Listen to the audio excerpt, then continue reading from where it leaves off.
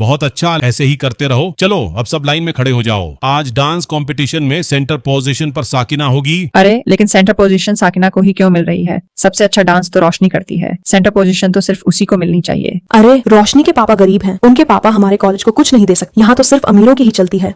ठीक है, तो क्लास यहीं खत्म होती है। आप लोग अब जा सकते हैं। उम्मीद है किसी को कोई परेशानी नहीं है। नेहा रुको, तुम्हें नहीं लगता कि जो सेंटर पोजीशन तुम्हें मिली है वो मुझे मिलनी चाहिए थी? जब डांस ग्रुप बन रहा था तब तो तुम्हारा मुंह नहीं खुला, और अब चाहती हो कि मैं तुम पर तरस खाकर अपनी जगह तुम्हें दे दूं? अगर तुम्हें ये गलत लगता है तो जाकर टीचर से बात करो। अरे क्या हुआ, तुम ठीक तो हो? नेहा हमेशा खुद को हीरोइन समझती है। हम तो उसके आगे पीछे घूमने वाले बस साइड कैरेक्टर हैं। हम रहें या न रहें किसी को कोई फर्क ही नहीं पड़ता। सॉरी, मैं थोड़ी लेट हो गई। कोई बात नहीं, अंदर आ जाओ। कॉलेज में मैंने कभी कोई क्लास मिस नहीं की, ना कभी क्लास में लेट आई। यहाँ तक कि मैं कभी क्लास में सोई भी नहीं। इतनी मेहनत करने के बाद भी कोई फायदा नहीं हुआ। तुम सबका रिजल्ट आ गया है, जाकर अपना रिजल्ट देख लो।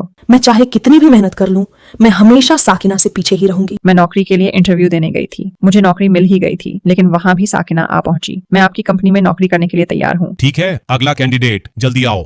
गुड मॉर्निंग बॉस, मैं अपने कॉलेज की टॉपर नेहा हूँ। साकिना के कॉन्फिडेंस और मेरी घबराहट में इतना फर्क था कि मैं खुद को उससे तुलना किए बिना रह ही नहीं पाई। और जितनी बार मैंने अपनी तुलना उससे की, हर बार मैं खुद को उसके सामने छोटा ही महसूस करती रही। मैं चाहे कितनी भी मेहनत कर लूं, मुझे कोई पसंद नहीं करेगा। ऐसी कोई बात नहीं है काजल, जो अपनी जिंदगी में मेहनत करता है वो एक दिन जरूर आगे बढ़ता है। रोशनी, मुझे नहीं लगता कि ऐसा कभी होगा। लगता है शायद मैंने इन लोगों को कभी समझने की कोशिश ही नहीं की। मैं इंटरव्यू की तैयारी कर रही हूँ। यकीन मानिए, नौकरी मिलते ही हम अपना खुद का घर ले लेंगे। काजल इतनी परेशानियों के बाद भी हमेशा मुस्कुराती रहती है, बिल्कुल एक फूल की तरह। वो कभी हार नहीं मानती। आखिर मैं किस बात का घमंड कर रही थी? अगर मैं इन तीनों की जगह होती तो शायद कुछ भी नहीं कर पाती। सिर्फ स्टेज के बीच में खड़े हो जाने से कोई हीरोइन नहीं बन जाता। जो जिंदगी की हर परेशानी का हंसकर सामना करता है वही असली हीरो होता है। रोशनी, मैं अपनी डांस ड्रेस लाना भूल गई। टीचर ने कहा है कि अब तुम मेरी जगह डांस करोगी। तुम बहुत अच्छा डांस करती हो। मैं बस इतना चाहती हूँ कि इस बार का मुकाबला बराबरी का हो। मैं अपने बर्ताव के लिए तुमसे माफी मांगती हूँ। अच्छे से प्रैक्टिस करना, कहीं ऐसा ना हो